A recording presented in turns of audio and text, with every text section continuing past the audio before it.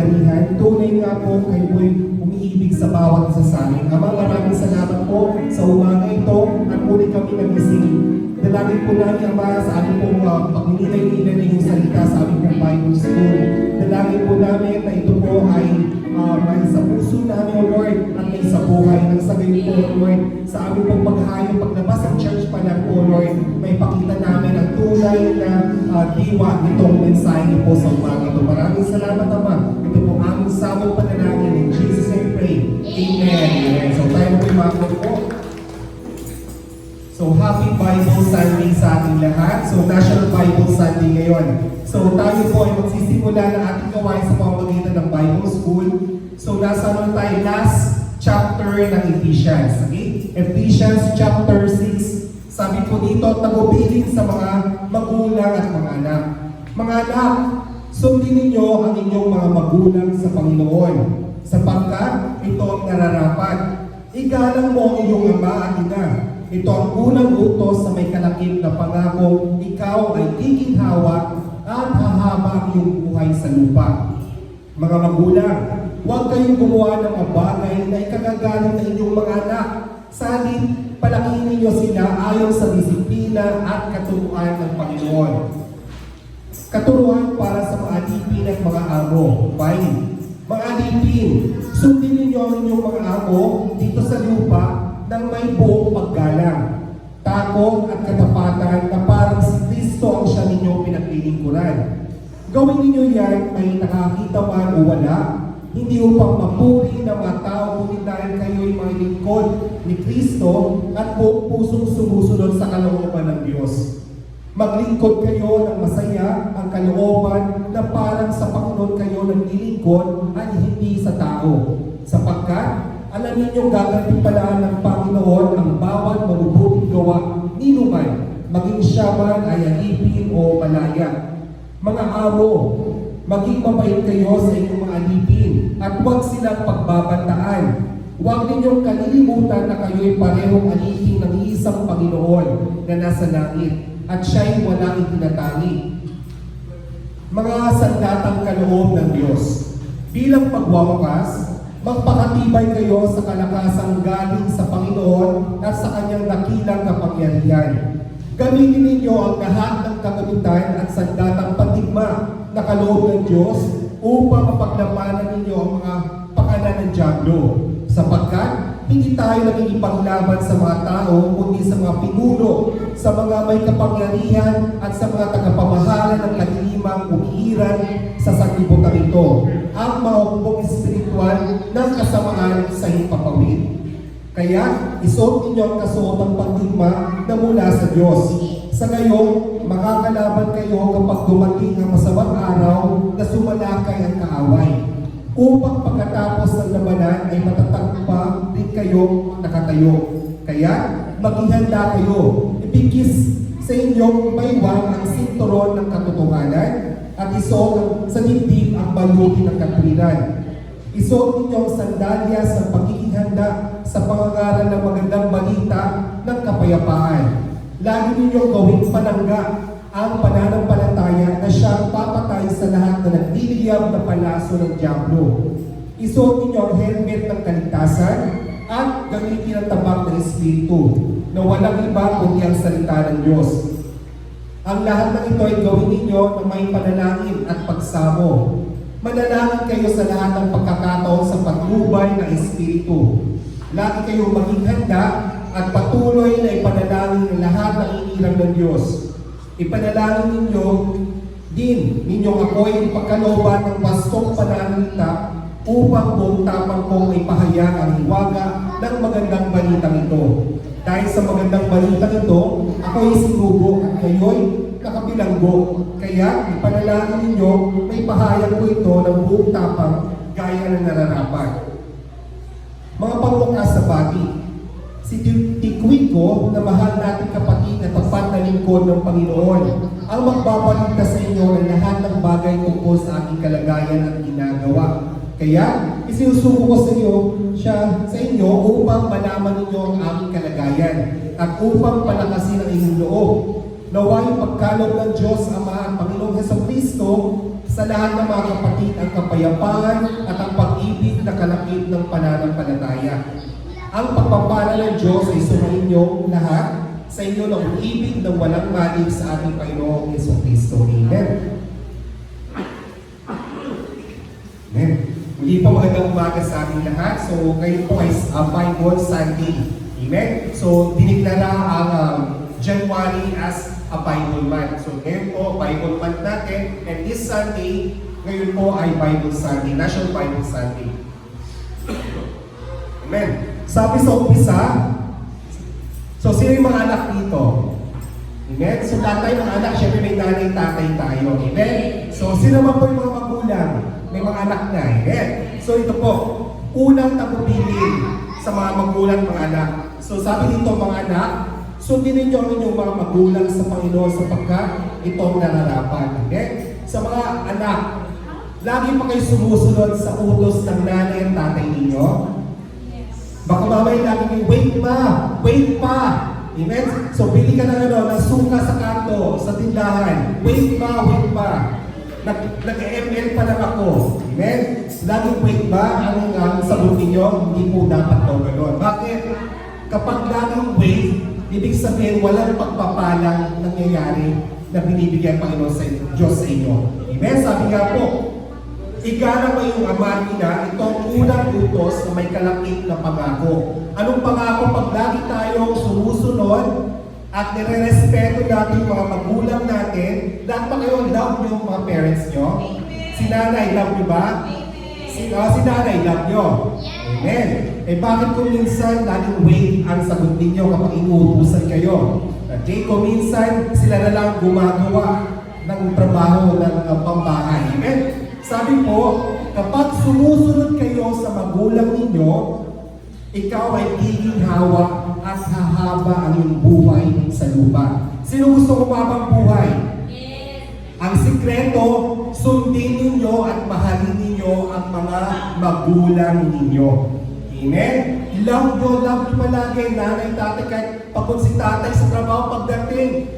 Kunin yung tsinelas niya, kunin yung sapatos, itago yung sapatos, masahin nyo, pagkain nyo ng mga masarap na pagkain. Amen? Ipagluto nyo, mga magulang nyo, pag galing sa biyahe, galing sa trabaho. Amen? So, i-kiss nyo yung mga magulang nyo, magmano kayo. Sino pa nagmamano sa inyo? Nag-bless sa magulang? Amen? Sino nagkikiss sa magulang? Amen? So, yan yung gagawin ninyo. Kung tunay ang mahal nyo mga magulang ninyo, syempre may pagpapala mula sa Diyos. Di ba kapag sweet kayo sa magulang nyo, pagdating nila galing sa trabaho, meron silang Jollibee dala. Amen? Meron silang pasalubong. Di ba? Napakasarap na meron kayong pasalubong sa magulang kasi mabait kayo sa kanila. Kung gusto nyo lagi kayong may Jollibee o kayo may pasalubong kayong pansit o kaya siopaw o hamburger o spaghetti, i-love nyo yung parents ninyo. Amen? So yung mga magulang nga, dapat po, ganun, love natin yung mga magulang natin. Para sabi nga, humaba ang inyong buhay dito sa lupa. Amen? So hanggang pagtanda natin, kahit matatanda na tayo, mahalin pa rin natin parents at kahit nasa iba na tayo nakatira, i-love pa rin natin kasi may kalakip na pangako Diyos na pasasaganahin tayo at hahaba ang buhay. Amen? Sa mga magulang, sino mga magulang? Amen. Sabi nito, huwag kayong gumawa ng mga bagay na ikakagalit ng inyong mga anak. Sa halip, palakihin ninyo silang ayon sa disiplina at katuruan ng Panginoon. So mga magulang, huwag naman kayong masyadong magalit sa mga anak ninyo. Kung makulit, pagbata, natural lang yan. Pero pag makulit pa rin, matanda na, ewan mo na lang ito. Amen. So dapat po, huwag tayo mag-focus sa ikakagalit ng ating mga anak. Parin natin yung mga anak natin. Amen? So, itong pagkakataon nito, kasi sabi nga po, palakihin niyo sila ng may disiplina at katuruan sa Panginoon. Amen? Kapag tayo nasa church, i-share natin yung natutunan natin sa pastor o kaya sa Sunday school. Nang sa gayon, maranasan nila yung kaginhawaan na naranasan nila sa church. Amen? So mga bata, pagdating nyo mamaya sa bahay, kung ano yung natutunan dito sa church, i-share nyo sa magulang nyo. Mahal nyo sila. And yung mga magulang, huwag kayo mag-focus na ikagagalit ng inyong mga anak. Huwag kayo masyadong pagkagising pala sa umaga. Ang ingay-ingay na. Amen? Laging sigaw na lang na sigaw. Hindi po dapat gano'n. Amen? So baka mamaya, walang pagpapala doon kasi inumpisahan na pagbubunga nga ng nanay o yung tatay o yung pag-aaway na magulang ng tatay, walang pagpapala ang Panginoon Diyos sa panahon ng word niya. Okay? Sabi lang po, sa mga, sino yung mga nag-work na dito? Okay? Sino yung may mga boss? Amen? So dapat daw po, kapag tayo gagawa, dahil tayo mga empleyado, sabi nga dito mga alipin, dapat may katapatan tayo sa ating pong mga amo. Amen? Alam niyo po, na-earn ninyo yung katapatan ninyo at yung pagiging mabait nyo sa trabaho, lalo sa mga bata, kapag mag-work na kayo, pagtanda ninyo, kapag love nyo yung work ninyo, at saka yung amo ninyo, pagdating ng December, ano ang kuha? Christmas bonus. Okay? So yun, nag-aabangan ninyo. Okay, maging mabait kayo, January pa na, maging mabait na kayo. Para pagdating ng December, meron kayong bonus, meron kayong extra na regalo sa amo ninyo. Amen? Maging tapat tayo, maging sa pananalapi. Kapag pinagkatiwalaan tayo sa salapi, kailangan talaga maging tapat din tayo. Kung may sukli, ibalik natin ng 100% na sukli. Amen? Ganoon din naman po sa mga amo.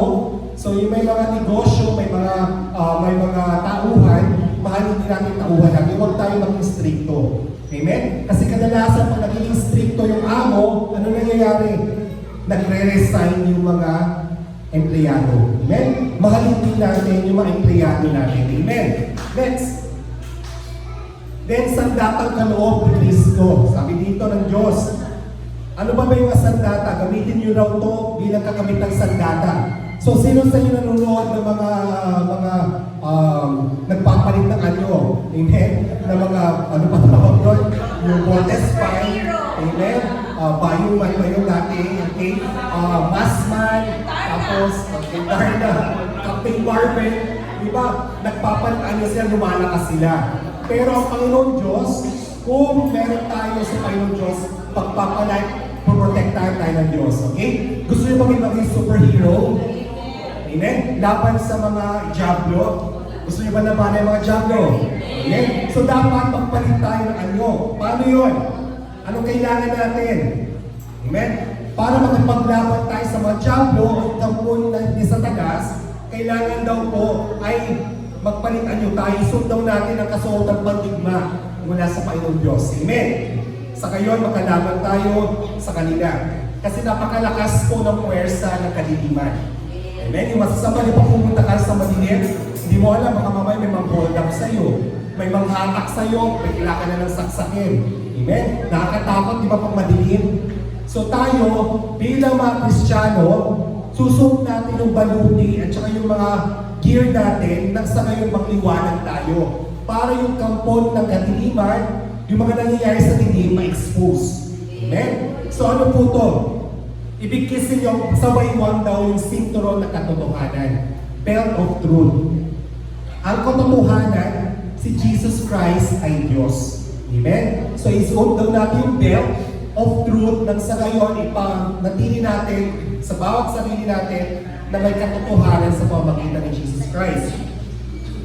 Isuot daw sa dibdib ang baluti ng katwiran. So maglagay tayo ng breastplate. Amen? Ng katwiran. Amen? Salvation. Nang sa gayon, ligtas tayo laban sa kapahamakan. Siyempre, pag meron tayong chest plate o meron tayong chest or jacket na matibay, hindi tayo masasaksak ng Diablo. Amen? Kaya dapat isuot natin yon bilang kaligtasan natin. Sunod, panangga ng pananampalataya. Kailan daw may shield? Dapat ang shield natin, yung pananampalataya natin, yung pagpupuri natin sa Panginoon Diyos. Kaya pag tayo dumadalo sa church every Sunday, yung pinaka-shield natin. Amen? Kaya pag meron pang sasaksak sa atin, meron tayong panangga. Amen? Para doon. Naging superhero na tayo dito. Next, nagliliyang na palaso. Amen? Isuot ninyo ang helmet ng kaligtasan. Di ba nakita nyo yung mga masman o kaya yung mga Power Rangers, may mga helmet sila. Kaya mga tatay ninyo, tsaka nanin yung kapag nagbumotor, may helmet para protection. Amen? Yung helmet na yon ng kaligtasan para ligtas tayo sa kapamakan. Amen? Para pag may tumama man sa ulo or mahulog pa yung tayo, meron tayong helmet. Amen? Next. And kailangan po ng panalangin at pagsamo sa Panginoon. So dapat po lahat na ito ay isusot natin nang sa kayo po wearing din tayo laban sa kapahamakan. Amen? So ano yung una natin natutunan? Mga anak, sundin nyo at mahalin ninyo ang inyong mga magulang. Ano yung pangako ng Diyos? Sasagana ang buhay ninyo at hahaba ang buhay nyo dito sa lupa. Mga magulang, ang natutunan, huwag kayong magpupos ng galit sa mga anak ninyo. Sa mga empleyado, mahalin natin yung trabaho at yung amo natin. Sa mga boss naman, mahalin natin yung ating mga empleyado. Amen? At suotin natin ang baluti ng katotohanan. Isulat yan. So yung ating po mga baluti, yung tinawag natin na armor of God, isuot natin para maging powerful tayo laban sa masasama. Amen? So tayo po'y tumayo at tayo po'y manalangin. O manaming Diyos sa mapagmahal, maraming salamat Ama sa amin po natutunan ngayong umaga. Dalangin po namin, O Lord, ang bawat mga anak, Lord, ay susunod sa bawat mga magulang nila. Maging ang mga magulang ay hindi po mapukos na ano pang galing sa kanilang mga anak.